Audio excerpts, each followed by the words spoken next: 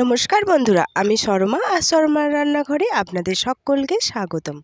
আজকে নিয়ে এসেছি কাস্টার্ড আইসক্রিমের রেসিপি। এই গরমে প্রাণ জুড়ানো এই কাস্টার্ড আইসক্রিম খেতে কিন্তু খুব সুন্দর লাগে, আর এটা বানাতেও কিন্তু খুব অল্প টাইম লাগে। তাহলে চলুন দেরি না করে শুরু করে ফেলি আমাদের আজকের রেসিপি। প্রথমে এখানে আমি কাস্টার্ড পাউডার নিয়েছি। দেখুন, এটা কিন্তু ভ্যানিলা ফ্লেভারের কাস্টার্ড পাউডার। এই কাস্টার্ড পাউডারটা আপনারা যে কোনো মলে বা দোকানে খুব সহজেই পেয়ে যাবেন। এরপর আইসক্রিম করার জন্য আমি একটা প্যান বসিয়ে দিয়েছি ওভেনে। এরপর গ্যাসের ফ্লেম অন করে এর ওপরে দিয়ে দিচ্ছি সামান্য একটু জল দিয়ে এর ওপর আমি দুধ দিয়ে দিচ্ছি। এখানে আমি 500 গ্রাম দুধ নিয়েছি। জলটা আগে দিলে পরে কিন্তু প্যানের তলায় এই দুধটা লাগে না, তাই আমি জল আগে দিয়েছি। এরপর এখান থেকে আমি 1 থেকে 1.5 হাতা দুধ এইভাবে তুলে নিচ্ছি। দুধটা কিন্তু একেবারে কাঁচা অবস্থায় তুলে নিচ্ছি। দুধ তুলে নিয়ে এরপর আমি এই দুধটা ভালো করে জাল করে নেব। দুধটা ফুটে উঠতে আমি এবার এই দুধের মধ্যে কাস্টার্ড পাউডারটা গুলে নেব। তার জন্য এখানে আমি 3 চামচ পরিমাণ কাস্টার্ড পাউডার দিয়ে দিচ্ছি। 3 চামচ পাউডারই কিন্তু এই আইসক্রিমটা ভালোভাবে হয়ে যাবে। দিয়ে তারপরে ভালো করে গুলে নিচ্ছি কাস্টার্ড পাউডারটা। দেখুন, পাউডারটা গোলার সঙ্গে সঙ্গে এর কালারটাও কিন্তু অনেকটা পরিবর্তন হয়ে গেছে। পাউডারটা ভালো করে গুলে নিতে হবে যেন কোনো দলা না থাকে। দেখুন, এখানে গোলা হয়ে গেছে, এটা আমি সাইডে রেখে দিচ্ছি। দেখুন, এখানে দুধটা ফুটতে শুরু করেছে। এরপর এই দুধটাকে আমি 3 থেকে 4 মিনিট নেড়েচেড়ে এইভাবে জাল করে নেব। দুধটা জাল করার সময় আমি আঁচটা মিডিয়াম আঁচে রেখেছি। এই দুধ জাল করতে এখানে আমি অ্যাড করে দিচ্ছি এলাচের পাউডার একটু ফ্লেভারের জন্য, আর দিয়ে দিচ্ছি 1/2 কাপ চিনি। চিনিটা অবশ্যই আপনারা স্বাদ অনুযায়ী দেবেন। চিনি দিয়ে এখানে আমি ভালো করে নেড়েচেড়ে মিশিয়ে নিচ্ছি। আপনাদের কাছে যদি এলাচের পাউডার না থাকে সেক্ষেত্রে আপনারা একটা এলাচ ফাটিয়েও এর মধ্যে দিয়ে দিতে পারেন।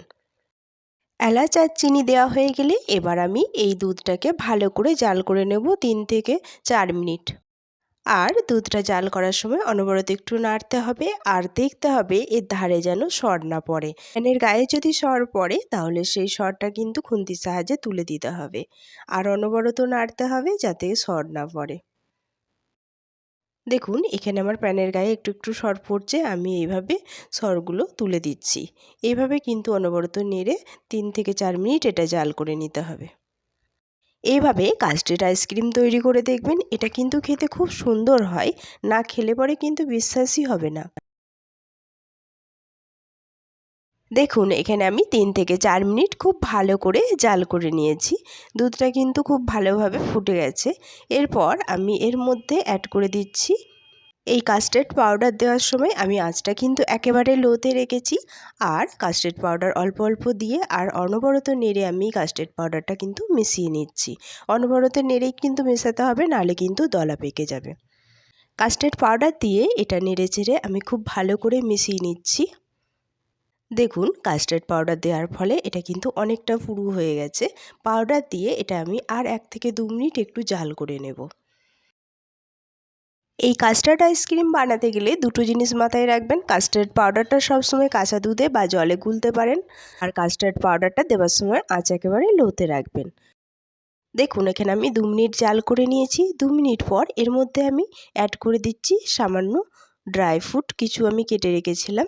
এখানে আমি আমন্ড বাদাম দিলাম। আপনারা আপনাদের পছন্দ অনুযায়ী ড্রাই ফ্রুট দিতে পারেন অথবা নাও দিতে পারেন, এটা কিন্তু একেবারেই অপশনাল। ড্রাই ফ্রুট দিয়ে এটাকে আমি আর একটু জাল করে নেব, আর একটু গাঢ় হওয়া পর্যন্ত। এই দুধ জাল করতে সকলকে আবারও সেই একই কথা মনে করিয়ে দিই, যারা আমার চ্যানেলে নতুন প্লিজ প্লিজ প্লিজ আমার চ্যানেলটি একটু সাবস্ক্রাইব করে আমার পাশে থেকে যাবেন। আর যারা করে দিয়েছেন তাদের অসংখ্য অসংখ্য ধন্যবাদ। দেখুন, কথায় কথায় দুধটা কিন্তু খুব ভালো করে জাল করা হয়ে গেছে। এর থেকে বেশি আর আমি পুরু করব না। এরপর আমি গ্যাসের ফ্লেমটা অফ করে দিচ্ছি। অফ করে দিয়ে আমি একটা থালা এইভাবে এর উপর চাপিয়ে রাখছি যাতে এটা সর না পড়ে, দিয়ে এটাকে ঠান্ডা করে নিচ্ছি। দেখুন, আমি খুব ভালোভাবে এটা ঠান্ডা করে নিয়েছি। ঠান্ডা করার পর এটা কিন্তু আরও একটু পুরু হয়ে গেছে। এটা কিন্তু একেবারে ঠান্ডা করতে হবে, একটুও গরম থাকা যাবে না। এরপর আমি এখানে আইসক্রিমের মোল্ড নিয়ে নিয়েছি, এর সাথে আমি কিছু চায়ের কাপও নিয়েছি। এই আইসক্রিমের মোলের ঢাকাগুলো আমি খুলে দিচ্ছি। সবগুলো ঢাকা আমি খুলে দিয়েছি। এবার আমি এর মধ্যে ঠান্ডা করে রাখা দুধের মিশ্রণটা দিয়ে দিচ্ছি। সবগুলো মোলের মধ্যেই আমি দিয়ে দিচ্ছি। এখানে যদি আপনাদের কাছে আইসক্রিমের মোল না থাকে তাহলে এইভাবে চায়ের কটোরার মধ্যেও করতে পারেন, তাতেও কিন্তু এটা খুব সুন্দর হয়।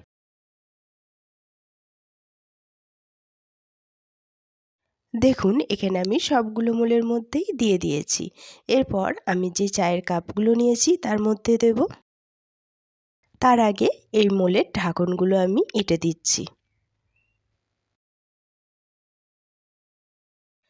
দেখুন এখানে আমার সবগুলো মোলের ঢাকন আটকানো হয়ে গেছে। এটা আমি সাইডে রেখে দিচ্ছি। এরপর এখান থেকে আমি একটা চায়ের কটোরা নিচ্ছি। এর মধ্যে আমি প্রথমে কিছু ড্রাই ফ্রুট কুচনো দিয়ে দিচ্ছি। আমি মোলের মধ্যে দিইনি, তবে কাপের মধ্যে দিলাম। আপনারা চাইলে মোলের মধ্যেও দিতে পারেন। ড্রাই ফ্রুট দিয়ে এবার এর মধ্যে আমি আইসক্রিমের বাটার দিয়ে দিচ্ছি। অবশ্যই কাপ বা মোলের মধ্যে কিন্তু অল্প একটু ফাঁকা রেখে বাটার দেবেন, একেবারে ভর্তি করে দেবেন না। দেখুন এখানে আমার সবগুলো মোল আর কাপের মধ্যে ভরা হয়ে গেছে। এরপর আমি ছোট ছোট প্লাস্টিক কেটে নিয়েছি। এই প্লাস্টিকগুলো এই কাপের মধ্যে দিয়ে একটা গার্ডার দিয়ে এইভাবে এঁটে দিচ্ছি। এর ফলে আমরা যখন এটা ফ্রিজে রাখবো তখন এর মধ্যে কিন্তু বরফ জমবে না, এই প্লাস্টিকের ওপর বরফটা জমবে।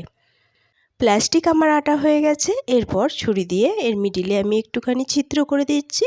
সেই ছিদ্রের মধ্যে দিয়ে আমি এইভাবে কাঠি ভরে দিচ্ছি। এইভাবে সমস্ত কাপগুলোতেই আমি প্লাস্টিক দিয়ে কাটি দিয়ে দিয়েছি। এরপর আমি এটা নিয়ে গিয়ে ডিপ ফ্রিজের মধ্যে আমি এটা রেখে দেবো 8 ঘন্টা মতো। আইসক্রিমটা জমতে মোটামুটি 6 থেকে 8 ঘন্টা টাইম লাগবে। ফিরে আসছি 8 ঘন্টা পর। দেখুন আইসক্রিমগুলো আমি সব ডিপ ফ্রিজ থেকে বার করে নিয়ে এসেছি।